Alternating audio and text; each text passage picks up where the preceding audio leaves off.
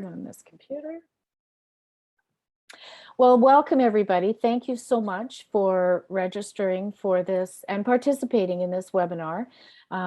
Many of you will know Bill. He's a Curling Canada national coach, a national development coach from 1999 to 2006.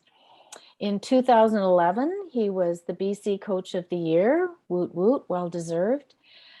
2012. No one else. That was the only one. 2012 Canadian Curling Association Award of Achievement, and he's been the team leader coach for the national seniors, senior champions to the World Championships from 2008 to present. He's also goes to the U21 competitions, the national competitions, as a resource coach. So he gathers all the coaches together in the evening and provides a venue for people to share information and on different topics. And as well, he's the author of A Pane in the Glass, a coach's companion. And that's a worthwhile resource as well. So Bill, I'm going to turn it over to you. Please take it away and I'll shut the heck up. Okay, thanks very much, Andrea. And I got to tell you, when Andrea contacted me, I kind of went, what? Parachute coaching? Whoa, like, really? I thought we had covered everything in this sport at some point in time, but this one kind of, well, made me think, that's for sure. That's usually quite a challenge, really, thinking with me. And I didn't even think about that particular aspect of coaching. And then Andrea said, oh, well, Bill, but you do it all the time. And I thought, oh, there must be medication for this. What is this that I do all the time? And Andrea was right.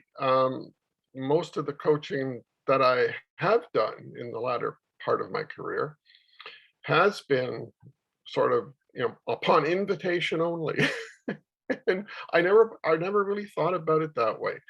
And being the national development coach, that was sort of our mandate at the National Training Center, was to try to get as many teams involved in our program as we possibly could. And of course, at that time in the late 1700s, seems like that, Andrea, the provinces and territories did not have a high performance program. And so one of the kind of self-imposed mandates that my coaches and I felt was, we got to take our array of programs and services on the road. So I was the road guy, and the 3 or 4 coaches that helped me looked after the teams in the Calgary area, because of course we were sponsored by CODA, the Calgary Olympic Development Association. But of course we were a national training center, which to me said coast to coast to coast. And I was very fortunate to travel the country and really to be as much a listener as a speaker. I think those people who know me know that I don't have many of the right answers, but I have something a lot better. I have all the right questions. And when you ask the right questions, you tend to get the right information. And so I was the lucky one to listen to what players and coaches, what their concerns were, what their hopes and aspirations were, because, and I'm going to apply this to you in just a moment. I'm here for you. You're not here for me. And I want to hear 17 voices shortly, because that's the way we're going to start. I want to hear you, because something about this topic drew you to sign on tonight. And I want to know what that is. So one person at a time. Andrea, I don't know how we're going to do this so that everybody doesn't speak all at one time. So maybe you can take over for this, but I do want just a short, what brought you to the webinar tonight? What about this topic really grabs you? I mean, I've got lots of things to talk about, but I want to make sure I talk about what you're interested in. So you need to tell me. I've got the list in front of me of participants, so I'm just going to start at the top. So if you would unmute, and also if you would open up your video as well, so we can see, if you don't mind, if you're adverse to that, that's fine too. But we'll start with Kelly. You're at the top of the list. So Kelly? Well, I just started with the Port Arthur Curling Club, and I'm in charge of the juniors program. So I'm trying to get as much information and learn about coaching. And one of the big things is I want to know what is a good coaching program to take. Like, is there one online that I can take? So I don't think they offer a lot right in Thunder Bay. So my thing is to start getting involved in it more. I got everything set up for us to start on November 13th, but I need to get into the back end of taking some coaching courses. Have I got some answers for you, Kelly? You and I'll connect after the session. Yeah, we'll connect tomorrow or on Friday. Awesome. Great. Okay, Len, you're next. Hi, so I've known Bill for quite a long time. Thanks, Bill. When I saw your name there, I knew exactly I want to be on your course, because every time that you put on a course, I learned so much. I don't have my video because I just bought a new iPad, so I'm just trying to figure out how to enable the video on it. But That's okay. That's okay, Len. Yeah, but anyways, I'm actually coaching a young junior women's team, Team Wong. I wasn't going to coach, but then my sons, they got out of the game, and so they asked me to coach, and I'm back in. I'm not really a parachute coach, but this is my first real competition with them. So any advice you can give me to motivate the team and stuff, that'll be great. We're actually in Kamloops right now. We've got a bonspiel starting on Thursday, the U21 special qualifier. So any information you give me would be great. Thanks, Bill. Okay, super. Bertha, you're next. Unmute and open up your video if you don't mind, please. Hey, Bertha.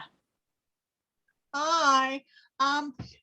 This is the first year I haven't coached in a long time, so I'm hoping to get asked to sort of help out with another team. Right now, we've started Division 1 in Langley and Division 2 in Cloverdale. So we've just started with our league curling. So I'm hoping that maybe somebody would like some of my help. So this is what I'm here for.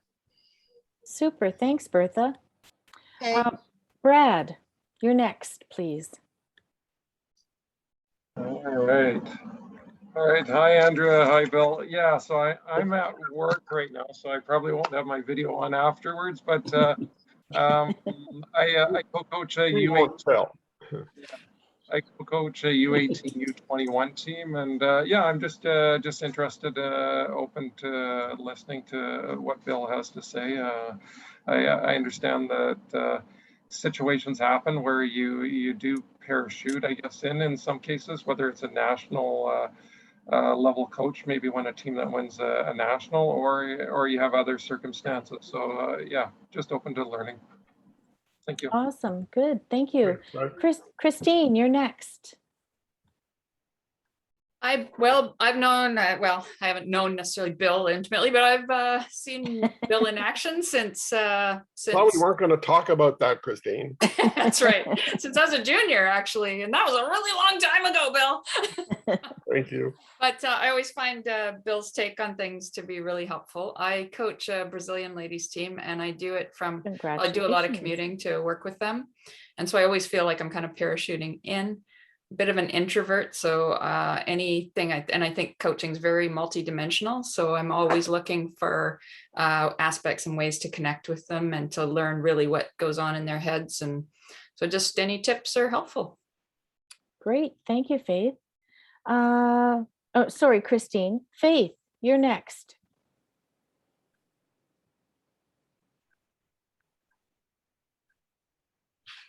Okay, we'll come back to Faith. Jason Johnson.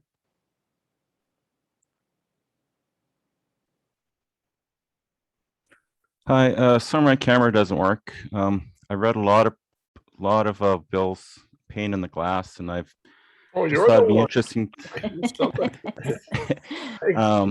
I thought it'd be really interesting to just hear a talk that you could do, and it's not necessarily interested in parachute coaching, but it's just another PD credit, and I thought it'd be interesting to hear you speak. So I'm glad to be here. Thank you, Jason. That's great. Joan, you're next on the list. Okay, I'm not going to turn on my video because it's just not that kind of a day. I've known Bill for a long, long time. I think everything that he says is I take to heart. He's very wise and applicable to all levels of coaching. That's all I'm going to say. Perfect. Excellent. Jason Rice. Yeah, I've heard Bill speak a few times over the years as well. I always enjoy his talks and his perspectives. And Bill, you're right. You do ask a lot of questions, but they're good questions because you think you have your focus on one specific entity where you bring in a lot more broad perspective on topics at times. So, but I'll give you two scenarios that I thought would be interesting to talk about in regards to parachute coaching. Is my recent experience has been doing mentor coaching with some select junior teams and their coaches the past couple of years. So that role is quite different, where you build that relationship with your team when you have your own team for a whole season, and then you're asked to come in for specific aspects. You have to gel quickly, right? So just looking for tips from that aspect, because I know you've seen that for many years through your experience. And the other scenario that I thought of too is with the varsity curling in Canada, where for national championships, when you win, you do have the option of taking your coach that you went with to the University Olympics, but there's also a national program coach that comes in with that. So again, I just see that as parachute coaching, and how are they gelling quickly with these teams to get the most out of it. Excellent. Good. Thank you. Rob.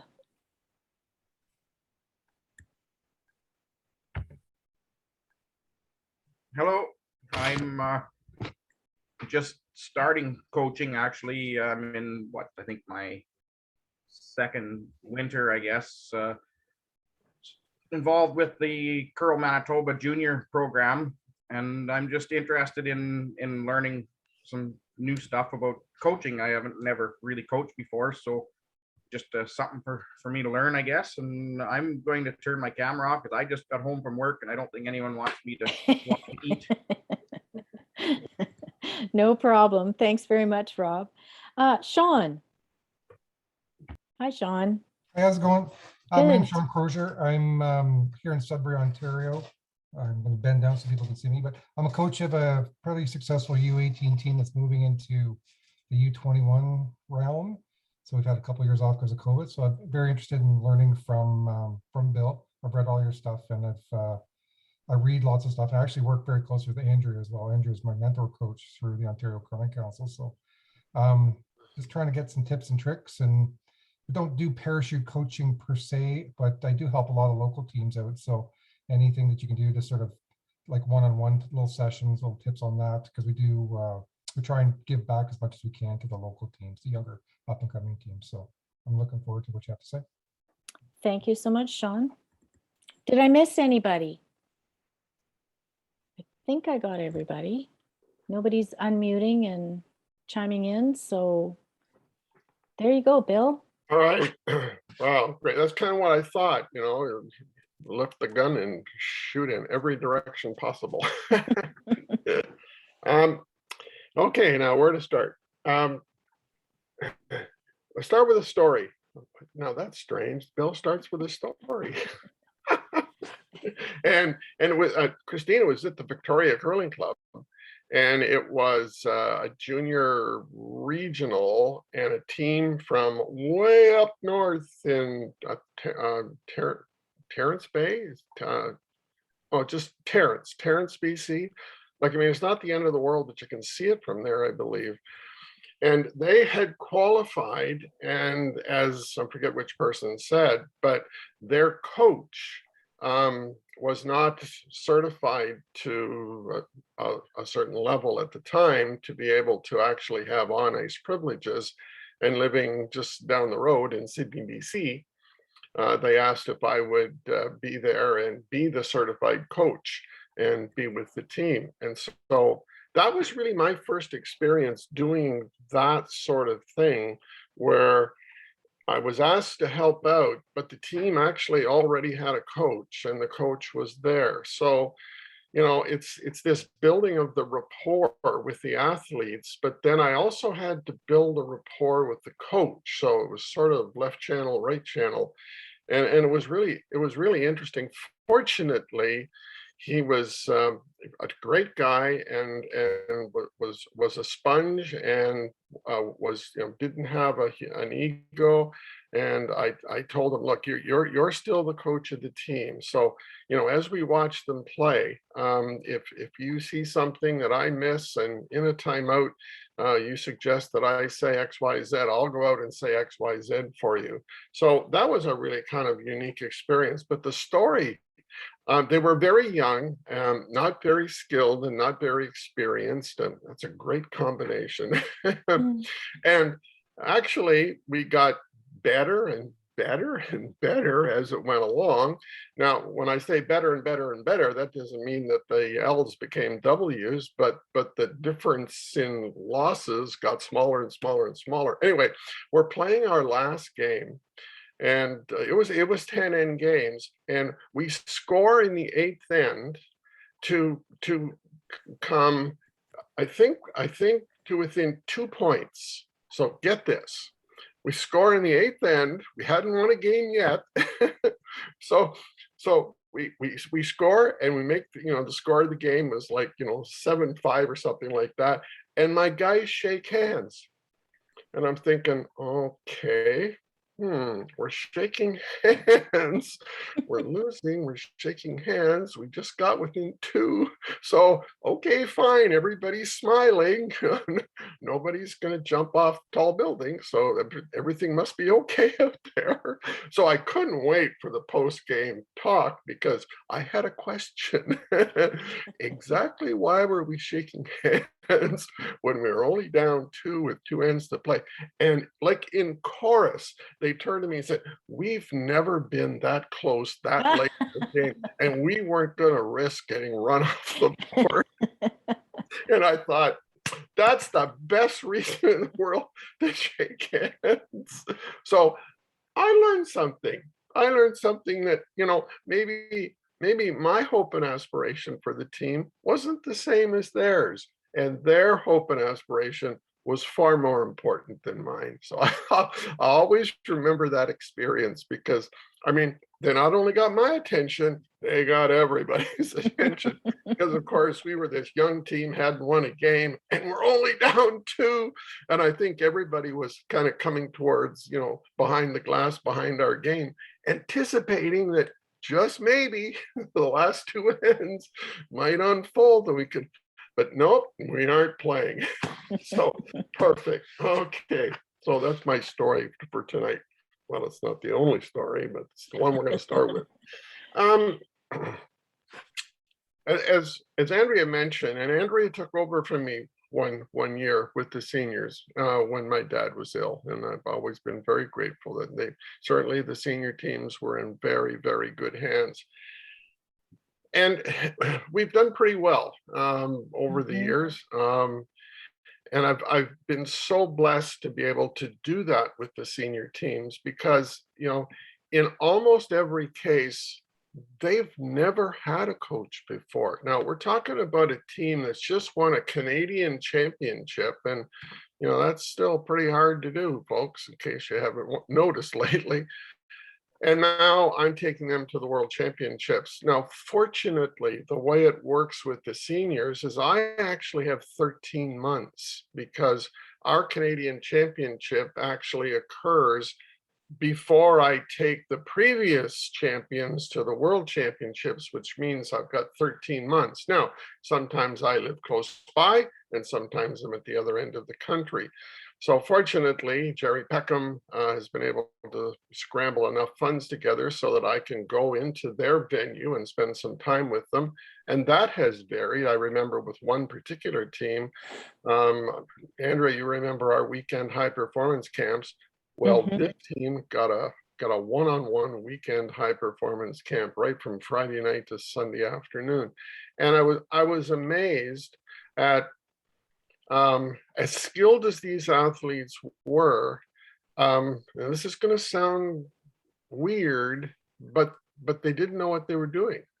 They knew how to do it, and they were doing it really, really well, but they really didn't understand why they were doing it. And it was an interesting challenge with those ladies, because my challenge at that point was not to really enlighten, but to throw everything together. Now, I will tell you, okay, story number 2. The very first senior championship, world championship that we went to was in Dunedin. And the team that I actually coached, which was kind of got me involved with all this, you might have heard of Pat Sanders and her rink that won 2 championships. And they did something very interesting. When they won their Canadian championship and then won a Worlds, they didn't enter the next year because they didn't want to go to the Worlds having lost the Canadian championship. And I thought, well, that's an interesting approach. But they took the year off and then won the Canadian championship and won another world championship. But anyway, back to Dunedin. Well, the men's team was the Eugene Ritzik team. And so these ladies, Pat's team, were very well organized. And we actually went into Dunedin, New Zealand a week ahead of time to Naseby, their one and only curling facility. And we had a week of training.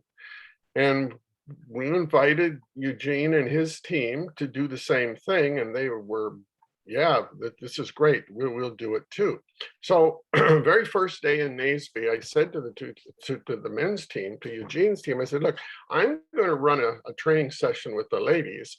And so, you know, you guys we booked a sheet for you. So you got a sheet over there. We're gonna practice. And we had a morning session and an afternoon session. So the first day I ran a practice with Pat's team in the morning, and then I ran a practice in the afternoon.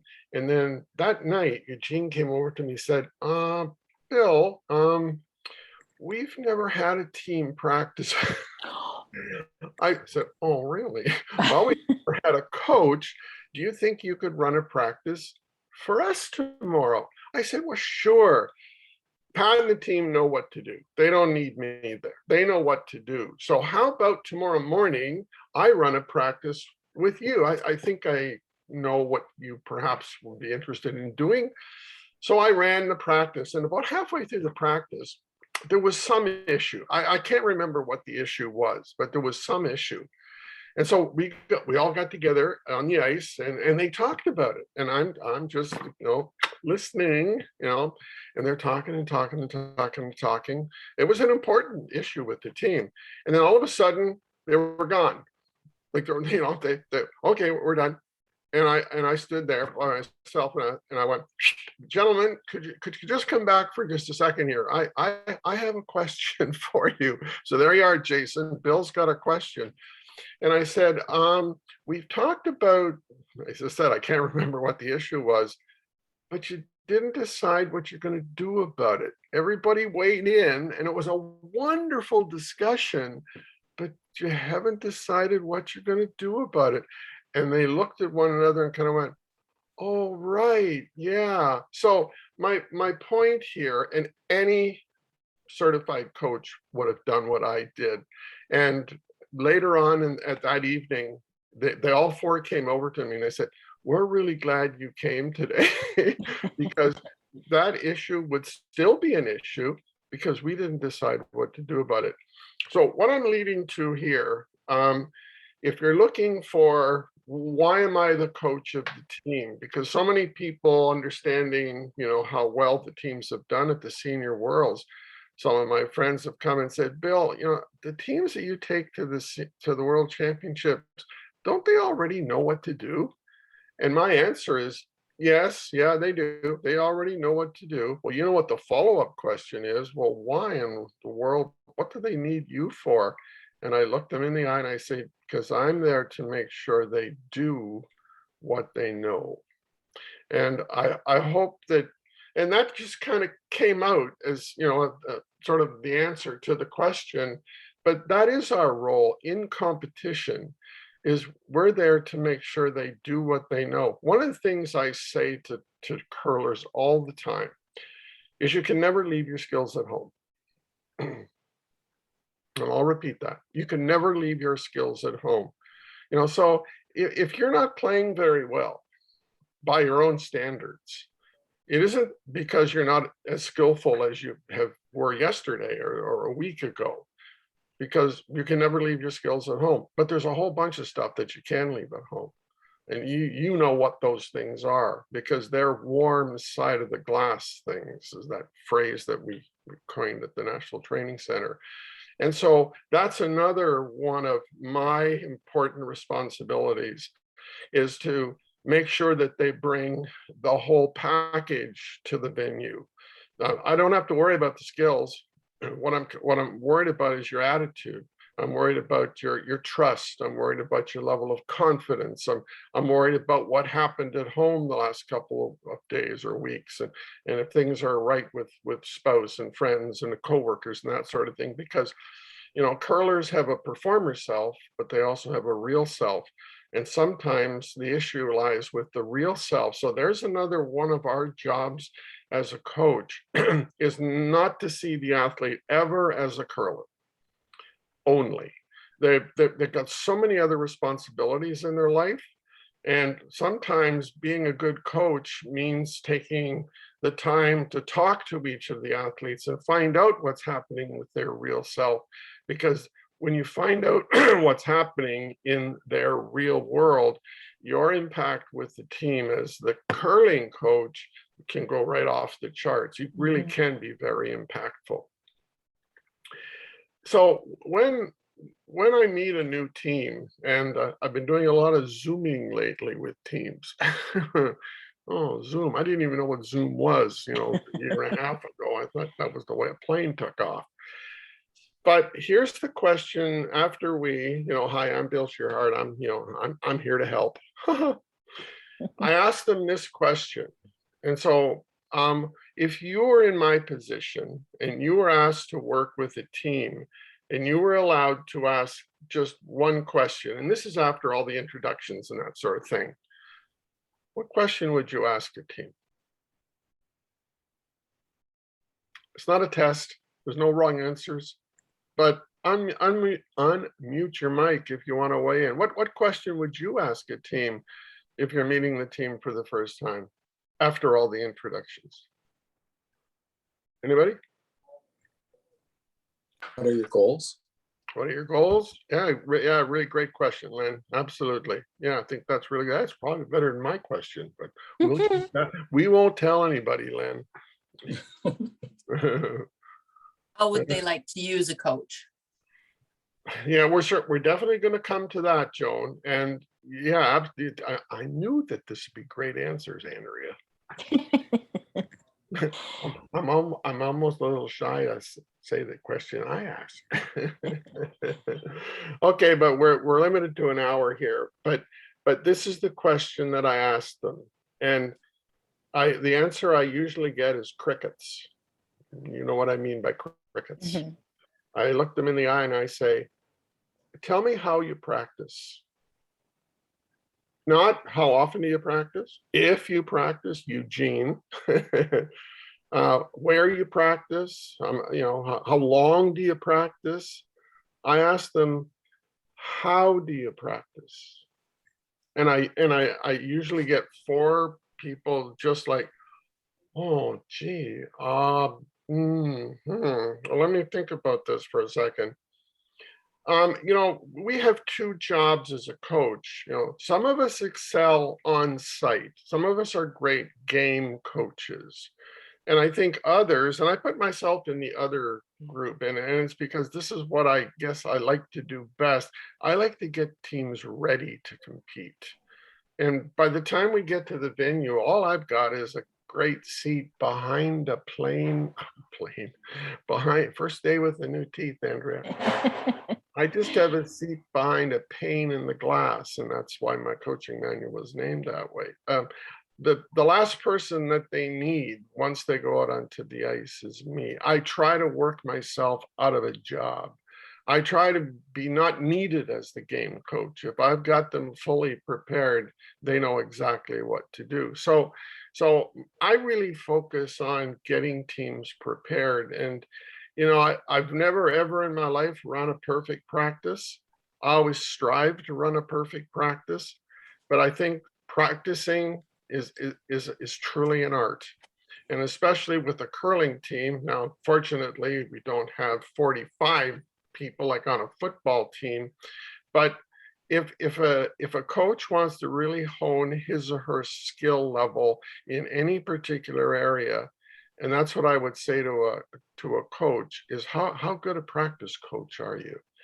So if I can, you know, ask the question, and I'm not going to, it's just a rhetorical question, but when you have an hour with a team, what are you going to do with that hour? I cut my teeth, and I'm very fortunate to have done this. It was certainly by default, but my first experience as a curling coach was coaching scholastic athletes. And they're different from regular athletes. I coached the varsity teams in my hometown at the University of Waterloo.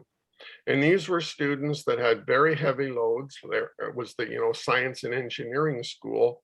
And it was kind of neat because our practice facility was the Westmount Golf and Country Club. And we had great ice, and as much ice as we wanted. But I was asking those athletes to take probably 2 hours out of their day, out of a day that they probably couldn't afford 2 hours. And I said, our practices were going to be 1 hour and 1 hour only. And I had to be as efficient in that hour as I possibly could.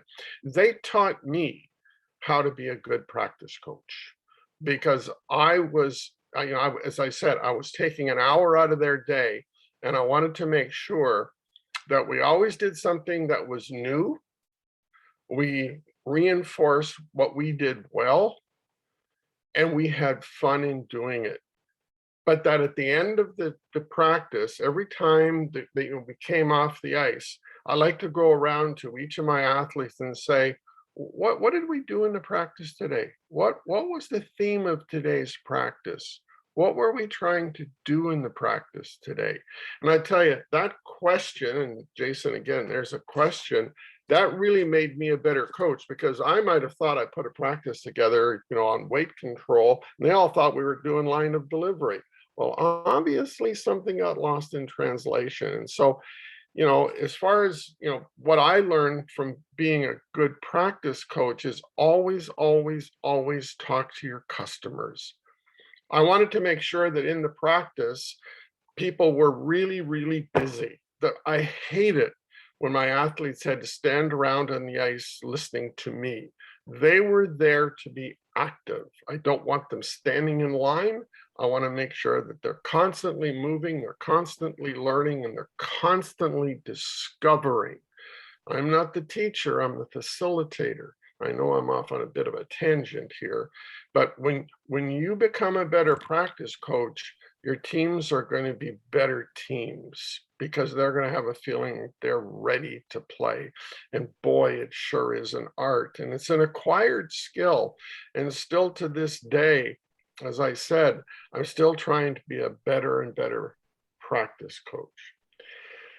Okay, now I feel better now. But I think it's something we don't talk enough about. I really do. My next point on my notes here is do your research. When you're asked to work with a team, usually you have a certain amount of time, hopefully maybe you know, weeks instead of just days or hours.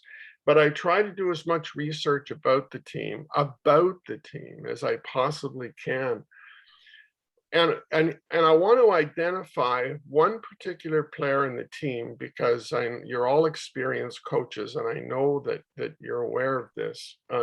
There's always one player in the team, and the phrase that I use, that player is the straw that stirs the drink. And I want to make sure I know who that player is, because if I'm going to be impactful with that team, the conduit to what I'm trying to get across with the team, what I'm trying to do with the team, usually goes through one person first. And it's that person on the team, again, it's the straw that stirs the drink. I'm not amazed anymore that that person is not the skip. It rarely is the skip in my estimate. I see Andrea kind of nodding her head. And if you're meeting a team, and you don't know all that much about them, but you've done your research, but you really want to find out, who that person is. The other point that I have here, and that is, from where did the invitation to join the team come? Did the invitation come from the team?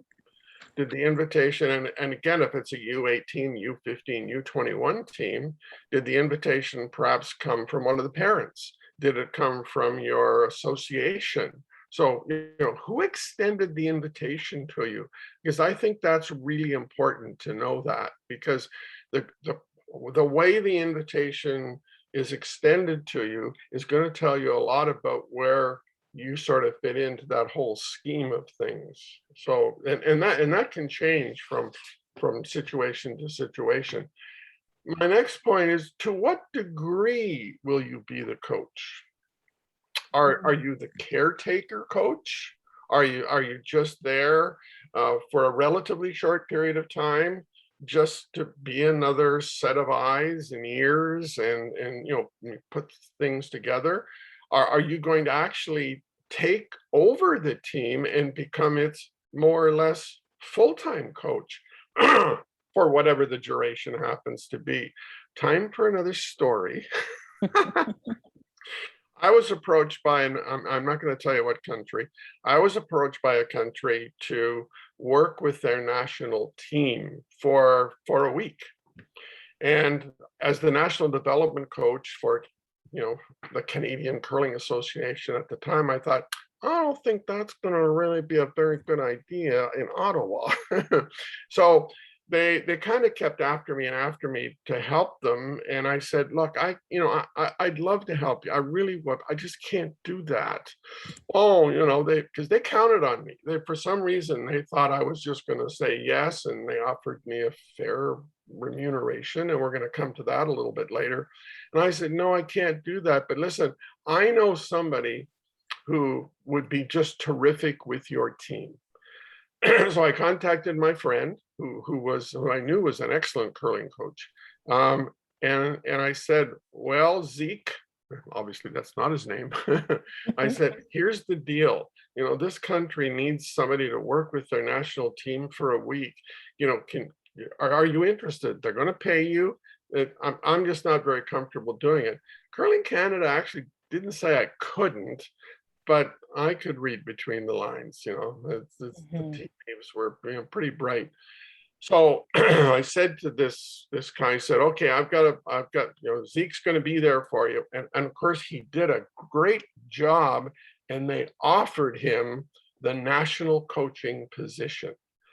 And I was thrilled for him, because the poor guy never had a break, and to get that break. So I was really, really excited for him, and he said yes, and everything was great. And then I realized, great, Bill, you just stole a coach away from a team, and now their team had no coach. So I said to the girls, and they were nice. They felt great for their coach. I mean, they weren't down about it, but nonetheless, I had kind of stolen their coach away. So they said, Bill, would you coach us now? Well, what am I going to say? No. So, and we weren't exactly living around the corner from one another. So yes, I coached them, and was more good luck than good management, but we won the province and went to the Scotties. And so, sometimes an opportunity comes like right out of the blue. In this case, I knew that they obviously had a really great coach, and I went to them and I said, hey, you just tell me what you want me to do. You just tell me what you want me to do. What did Zeke do with you? And so I did a whole lot of listening, and I just simply followed in Zeke's footsteps, and it worked. And so, you know, finding out as quickly as possible the kind of person they're looking for, and then you've got to fit into that. I think the biggest mistake that a coach could make is to ride in on his or her white horse and say, we do it this way now. Mm-hmm. Oh, sorry to all my German ancestors, is not a very good accent there. But I think you get the picture. Yeah. You've got to fit into their situation, because the team didn't start with you, it started with them. Okay. All right, another point that I have here, and Andrea, you'll remember when we talked about performance enhancement teams. Like sometimes if you're really fortunate, you'll end up in a coaching position, and usually it's more an elite team, the team that Joan, of course, played on, and you're now just part of a performance enhancement team. They have a sports psychologist, they have a nutritionist, they've got an exercise physiologist. Maybe they're all on their own personal programs, and they want you for a very specific role. Maybe they really appreciate and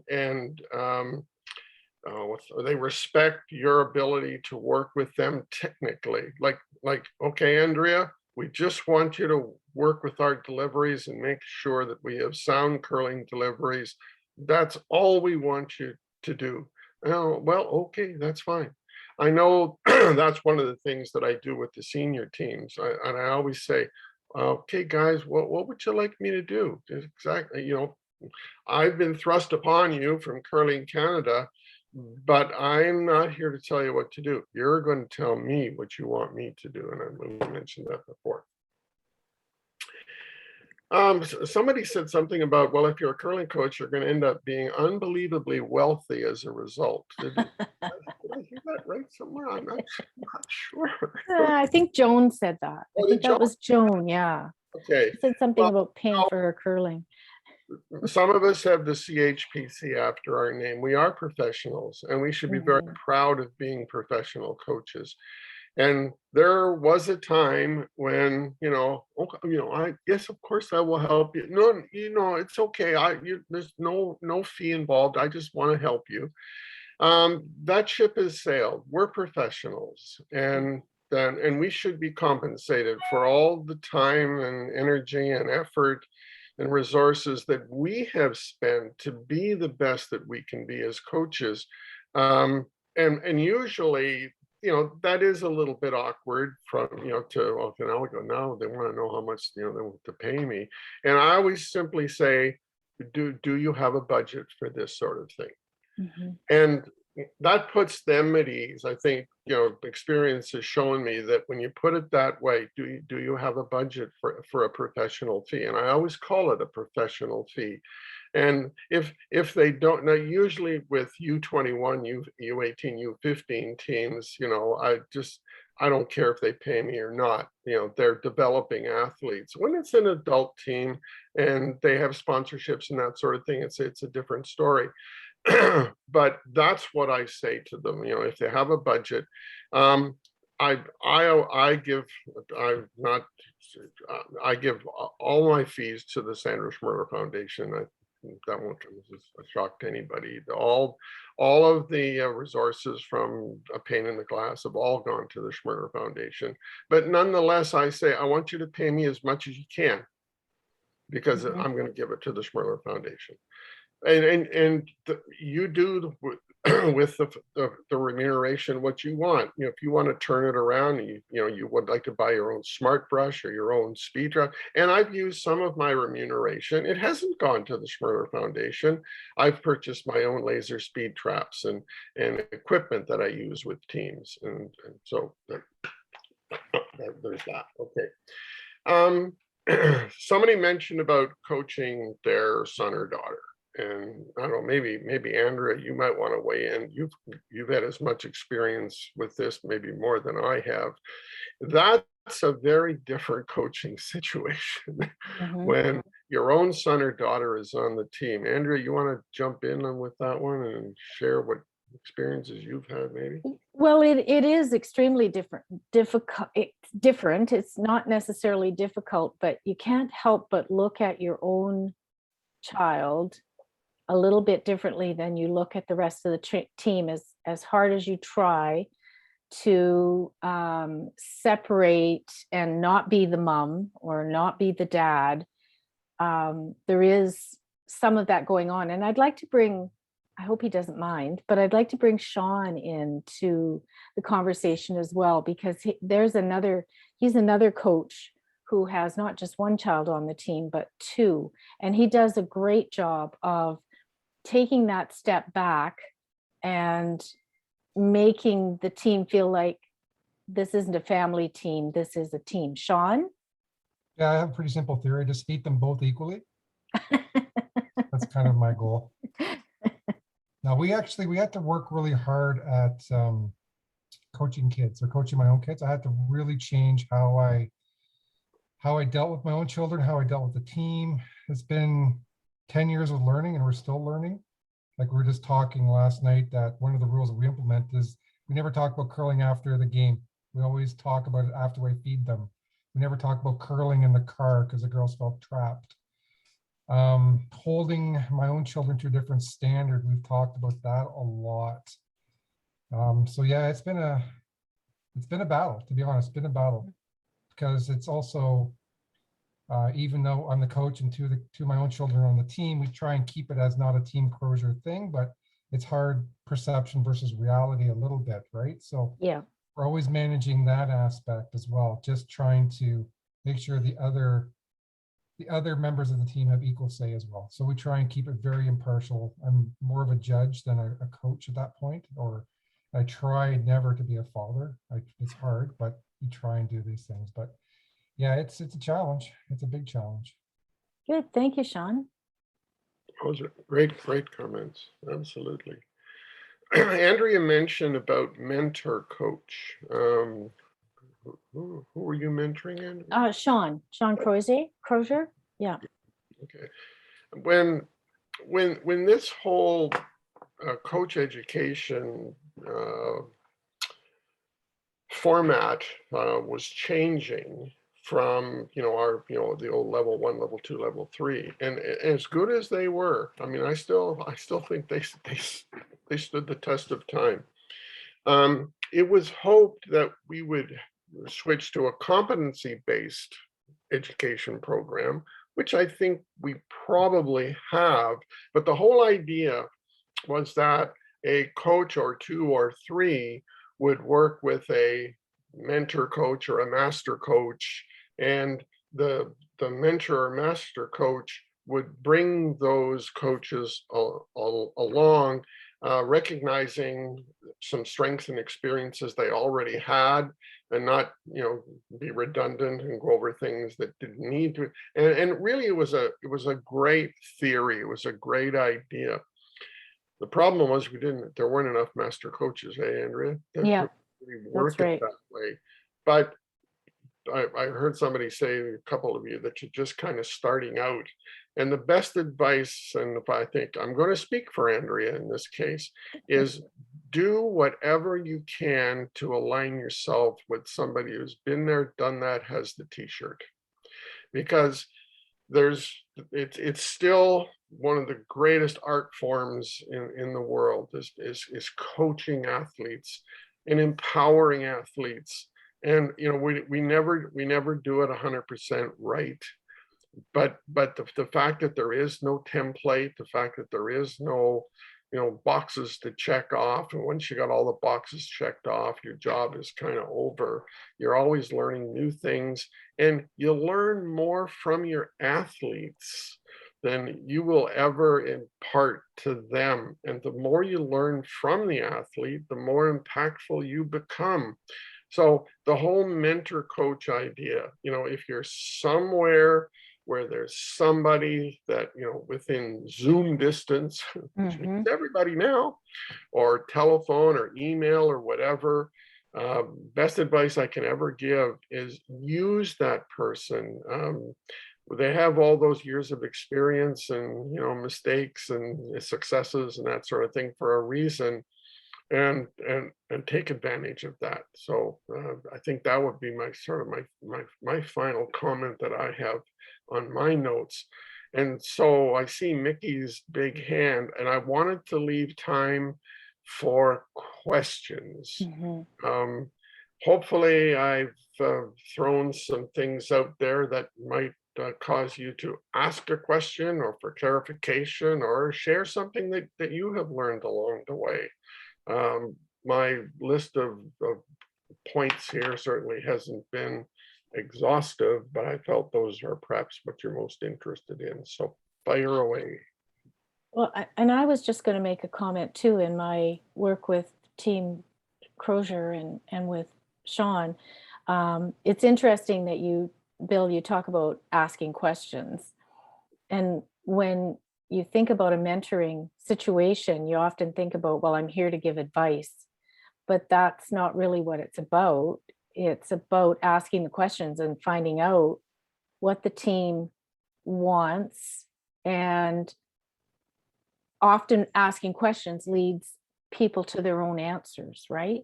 Exactly. Yeah. People don't realize that they actually have all the answers. Ever ask them the right question. And I know specifically in terms of working technically, I always say to people, you know, there's a serviceable curling delivery already in there, and I'm here to help you find it. I want to be a partner with you to find what works best for you. And anytime your athletes see you as a partner in this journey of discovery, boy, your value to that athlete and to that team just rises. You know, it's my favorite expression, right off the charts. When they see you just as the resource, the answer person, and you go to advice for as good as that can be, and it can from time to time, that's exactly the kind of person you have to be. But when your athletes know they can come to you and you can ask them the right question, it means that when the answer comes around, and it's going to take more time that way, but it's way more sustainable than if you just, you know, give them the answer and now, you know, let me know how that goes, sort of thing. So, okay. We have a question. Oh, sorry. Okay. Yeah. So this person has tracked past tournaments and noticed that the team has lost most of their morning games. What advice can you give to prepare teams to help play their best in early morning games? Don't play morning games. Tell the draw master you refuse to play before 1 o'clock. Well, I forget the sports psychologist that talked about. You're going to remind me of his name. I'm just slipping right now. But he talked about getting into a bathtub at the hotel or at home and throwing in ice cubes and cold water and stand in cold water. If you're having difficulty kind of getting your act together, that will get your act together. And I thought he was just kidding, to be perfectly honest, but no. And our team actually did that. And they said, you want to know something?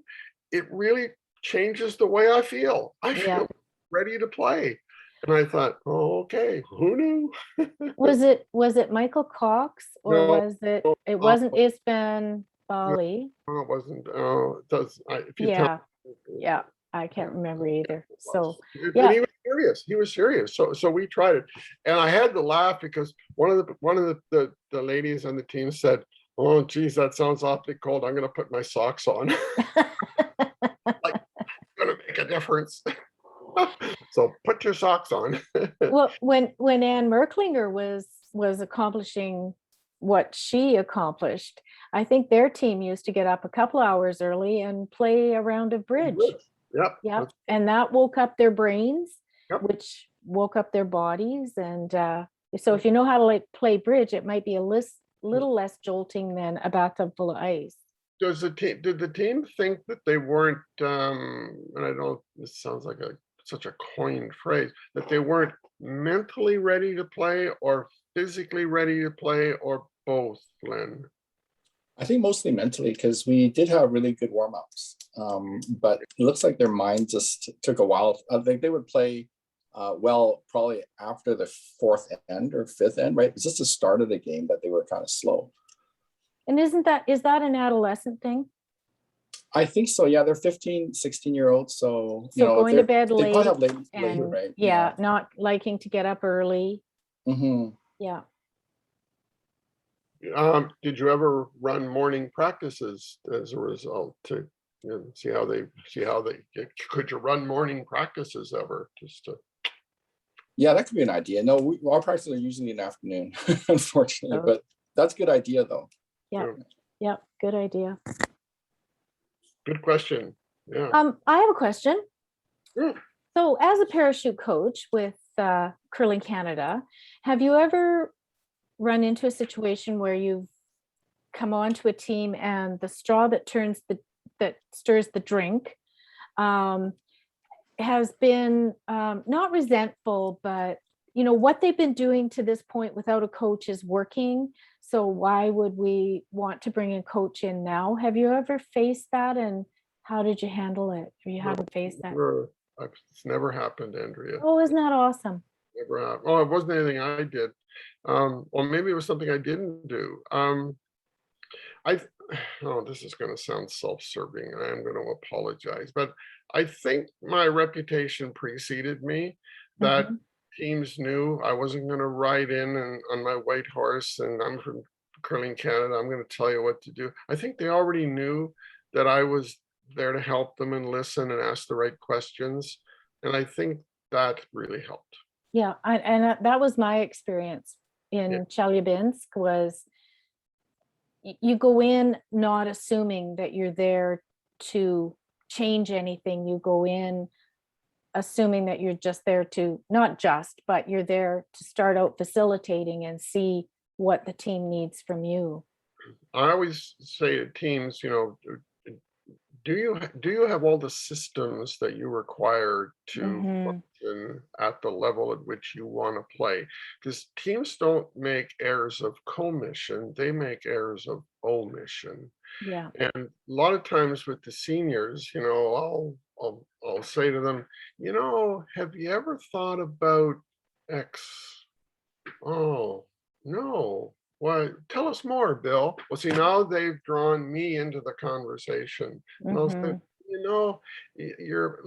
your pregame warm-up, do you really, this was before all the last stone draw stuff, do you really know how to play all the shots? Because I'm finding that, you very rarely find out what's happening out at the edge of the 8-foot in the 12-foot. So, oh, well, we never thought about that. And so again, there's the pair of eyes that you're always making suggestions. If it's not just a question, I got a suggestion for you.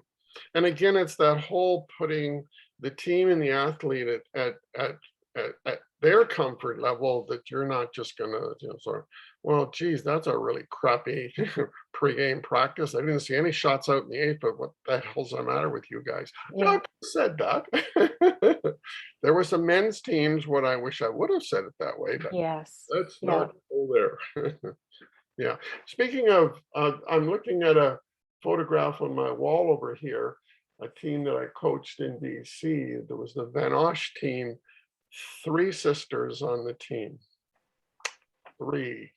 And well, if you knew the parents, you knew there wasn't going to be any problem. Maybe one of the most rewarding experiences that I ever had. And it was one of those situations where they invited me in to coach them and talk about team dynamics that was rock solid. I never saw 3 sisters, first of all, adore one another the way they did and the way they functioned on the team. Like, I just sort of stood back and said, wow, this is great. I'm going to get a lot of credit for this.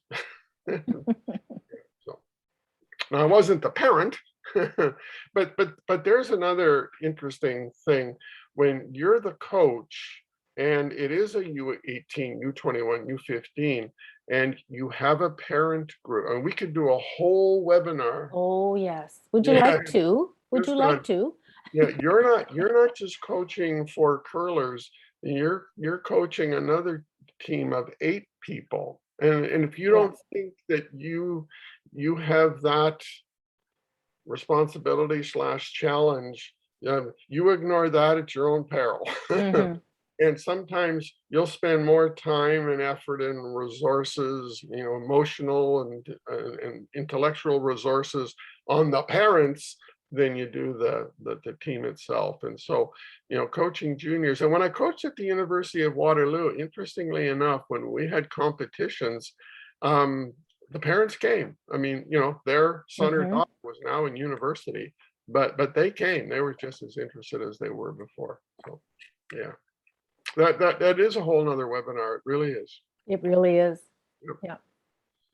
Okay, more questions or comments, or is there something we left out? Let's not sign off if there's something. Oh, I wish Bill had talked about this. Hey, Bill, I just got a quick question. So my team is 15, 16, 17-year-olds. So they play other sports than curling. Like when they're really good right now, but when would you sort of ask them to commit to one sport? Never. Never. Not But at that age. practice-wise, 2 of them can't make it because they're in softball and volleyball, right? So 2 of them are practicing every practice I hold, but 2 of them are here and there, right?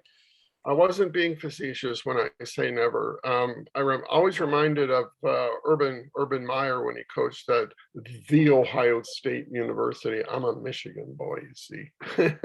and he said when he sits down with parents in their living room for a potential recruit for Ohio State, the first thing he asks is, what other sports does he play? And we're talking a varsity athlete in a power conference school, and he's still asking, what other sports do they play? Now, I don't mean to be flippant with my answer. I think they have to know that you're not at all negative about them playing volleyball or whatever, that you certainly endorse that. And my answer would be that, okay, great, but there are times in our season when curling does have to be number 1. And once they understand that you have very positive feelings for their involvement in other sports, then when you say, but in February, the last 2 weeks of February, curling has to be your one and only, it will be the one and only under those conditions. But if they sense that you're not very happy that they're playing some other sport, well, you're going to deal with that the whole season. Okay, great, thanks. McCusker. Come on. What? Okay, here's what I'm gonna add. My team used to put Baileys in their coffee in the morning, and we're like, I don't know if our girls can do that. You 18 here, sweetie. Don't tell anyone, but that won a lot of world championships. Anyway, I love I've written down some of your quotes as usual. I'm a quote girl. I quote people when I'm coaching all the time. So I got the Bill Tschirhart one is, you'll learn more from the athletes than you will ever teach them as a coach. And I think that's an amazing way to approach the coaching aspect, because I couldn't agree more. I respect and I learn and I enjoy the people that are behind the curlers more than just the game or the practice. So thanks for that. And the only other thing that I would add is, my job is to empower my athletes. And I think I alluded to that when I said, once the game starts, the last person they need is me. If I've empowered them, I really do have that seat behind the pane in the glass. Now I have an announcement. Okay. Maria. Yes. A pane in the glass is going to rise from the ashes. Ooh. And I am at the beginning stages of putting together a pane in the glass, the podcast. Oh, awesome. Oh, that's excellent. So I hope that it will be an opportunity for webinars on not really webinars because it'll be a podcast, but I've had so many people ask me about an audio version of A Pane in the Glass, and I've always did that for a variety of reasons. But then I was with Wayne Talon a couple weekends ago. I ran a camp for him in Fredericton, and he has his own podcast, and he interviewed me on the podcast. And I thought, this podcast thing has been percolating in my head for a while. I'm going to go ahead with it. So it won't be ready for a while, probably not till maybe early December, possibly, but it's going to happen. Well, when it happens, not if it happens, when it happens, would you share, please, and we'll broadcast it and make sure that everybody has access to it. A Pane in the Glass, the podcast will be called. Hey, Bill, last question. Sorry. I was talking way back when, and you were thinking of putting a revision to the Pane of Glass with some more strategy in there, like Faber-Apollo strategy and stuff. Did you get a chance to revise that at all, or are you planning to do another book? No. Anytime I use the first person plural, I'm always referring to our group of coaches. We put together a fair number of years ago a strategy and tactics workshop, and it's one of the best tools that we've ever put together. I do it regularly with teams. I did one last night. I'm going to do another one tomorrow night. I've done them with Zoom. I've done them with a team in Belgium, and it's exactly what it sounds like. It's not one time during the presentation do I ever talk about a shot to play. It's all about finding out your team's strategic DNA. How you put a game plan together, how you put an end plan together, and what your assessment of your strengths are, and are you really playing that way? And it's all done through a pencil and paper activity. And so, I wouldn't teach. I wouldn't deal with strategy and tactics any other way than through the workshop. And I'll do the workshop with any team that wants me to do it with them. All you got to do is ask. Yeah, I've been to a bunch of yours, so that's great. Thanks. Yeah. Thanks, Bill. I'd love to do that workshop. So if you have any information about getting in touch with you, that would be awesome. Does everybody have my email address? The invitation that came out for this webinar has Bill's email address on it. Great. It went to Bill as a CC and to all of you as a blind copy. So you do have it. Yeah. And thanks for saying that, because too often I see people, I have Skip who always is saying, what should I do here? What should I do here? And I'm like, well, I'm not going to be out on the ice with you. What should you do here? What are you trying to accomplish? Here's one of the first slides. There is a very brief sort of PowerPoint presentation to start with, just to kind of put it in context. And then I say, what's your definition of strategy? Well, if your definition of strategy is choosing the best shot to play in a given situation, which is usually what people would say, I say, well, that's like starting to build a house starting with the roof. Because that's the end of the process. I care about how you got to that decision, and that's what the workshop is all about. It's about making sure that everybody has a solid decision-making process that works for your team based on your strengths and your hopes and aspirations. So don't get me started. I quoted you the other night, Bill, in the analytics webinar that Jerry Gertz led, and we were talking about strategy, and I said, well, there's the famous Bill Tschirhart quote about the team from the Granite Club in Winnipeg. Yeah. And their strategy was to build up a big lead and then hit till the opposition caught up. Catch up. Serious. Let's have lunch together because I think I can help you. Of course, it was a men's team, so yes. I think I interrupted somebody. Did somebody else have another question or a comment? Well, I was just wondering if Bill had some other solutions. I've been working with a team, and they get out on the ice, and you do lots of repetitions and practice, and they start to look better and technically come together, and then they get in a game, and it all kind of goes to pot. So I've been trying different techniques, but I'd love some ideas from you as to how you help them solidify those, those learnings and take them to a game. Getting back to the practice thing again, the set of drills that we never anticipated that they would be anybody's, Bible of drills. We just, back to my University of Waterloo days, like there were no, and I hate the word drills. Oh, the word itself just kind of fingernails on a chalkboard. We had to develop modalities that were easily transferable to a game. And so I said to the team, okay, I got nothing here, so you're going to have to help me. So Maggie and Kathleen, your job is to come to the next practice with an idea for weight control, because we're not doing very great with weight control. And so they came with an idea for an activity, a learning activity. That's what we called it. We didn't call it drills. And so they came with just an idea. And I always practice with both the men's team and the women's team at the same time. That was the other challenge I had. I ran I called it a practice in stereo. Anyway, all those drills to die for came from my athletes, because they were invested in the drill. It was their drill. It was because it met a need that they perceived.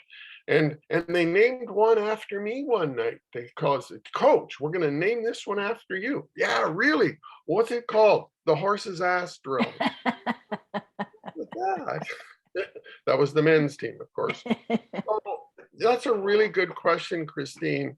Yeah, and that was one of my biggest concerns about practicing. I just didn't want it to be rote learning. I wanted it to be hands-on. I wanted them invested in the practice, and I wanted everything we did to be easily transferable to the next game.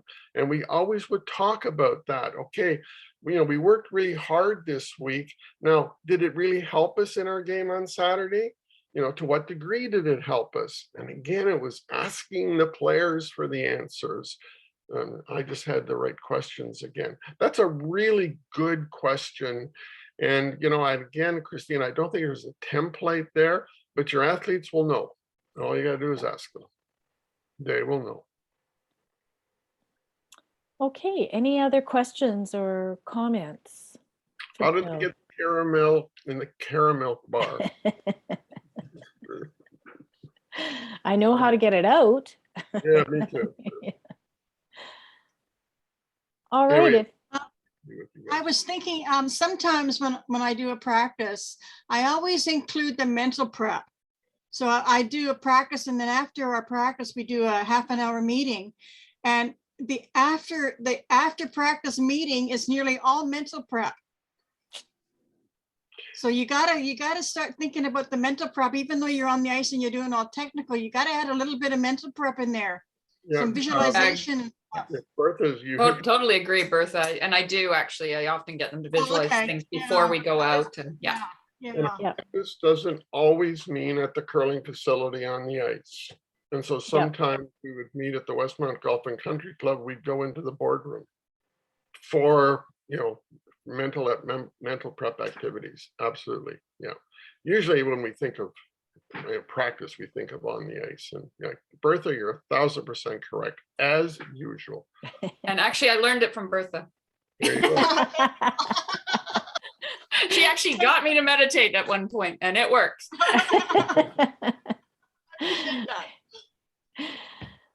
All right. I got one tip that works all the time, worked with my team. It's you need prizes. Find out what the currency is, and everything that we practice, everything's a competition, or at least it is in my life. But I bring prizes. It might be gum, it might be candy, it might be a yogurt, it might be a booster juice, whatever. But we win. People win with their engagement in the activity. Yeah. Hey, Andrea, the cash bonds bill, right? Oh, the cash bonds bill. Yes. I remember going to the dollar store. I think it was, Bill, it was in the Maritimes. It was St. John. and I think I was working with you, and I went over to the dollar store to get some loonies for the Right. cash bonspiel, chocolate loonies. Yeah. And I went into the dollar store and there's no prices on anything. So I'm looking and I said to the nearest employee, how much is this? And he goes, it's $1. I said, oh, okay. And went and looked a little further and how much is this? And well, it's $1. I said, okay, thanks. And I asked one more time and finally he said, lady, this is a dollar store. Everything's $1. Newsflash. You must be from Ontario. That's right. You're not too bright. St. John, New Brunswick, I think that was. But well, thank you, Bill. This has been awesome. It's been great. It's nice to have the engagement of everybody too, asking questions and providing feedback, etc. So thank you very much for taking time out to speak with us tonight. That it was very enlightening. Yeah, it's game 2 of the World Series, want you to know. Oh, is there a World Series on? I think so. We are recording this. We are a little slow getting the recordings out to everybody, but you will get them eventually. As I always say, these are for your personal use or your use with your team. Please don't share them widely or use them in any way to, benefit financially from. So thank you very much, everybody, for participating. The next session is next Wednesday, I believe, and it's about equipment. So care and maintenance of equipment. So if you'd like to register, please go online and sign up as soon as possible. It closes next Wednesday morning. Thanks, Sandra. All right. Thank you. Take care, Thanks, Bill. everybody. Bye. Bye. Bye. Thanks, Bill. You're welcome. Thank you. Thanks, Bill. Awesome. Bye. Thank you.